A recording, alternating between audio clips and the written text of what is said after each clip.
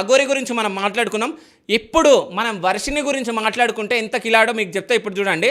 అసలు వర్షిని బీటెక్ అయిపోగానే హైదరాబాద్ రావడం జరిగింది.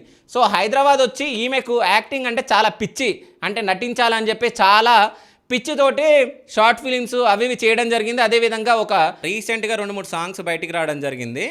సో ఆ సాంగ్ ఒకటి మీ అందరికి తెలుసు.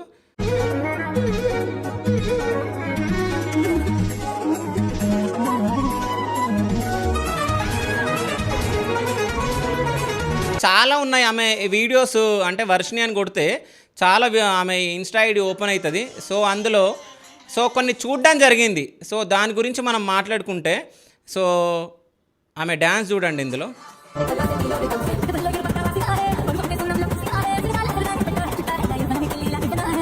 అదేవిధంగా ఈమె చాస్టల్ చూడండి, అంటే ఈ థమ్సప్ ఎట్లా తాగుతుందో చూడండి.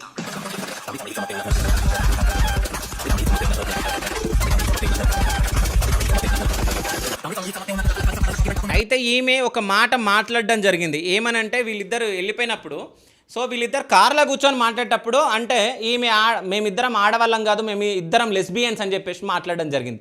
దానికైతే నేను చెప్తాను, అసలు మేము లెస్బియన్స్ అండి, అమ్మాయి కూడా కాదు, మీరు లెస్బియన్స్ ఓకేనా, లెస్బియన్స్ ఓకేనా. సో అంటే చూసిరు కదా, అంటే ఈ వీడియో చూసినాక నిజంగా అసలు వర్షిని లెస్బియన్ ఏమో అని నాకే అనిపించింది. ఎందుకంటే ఆ వీడియోలో వాళ్ళిద్దరు అట్లున్నారు.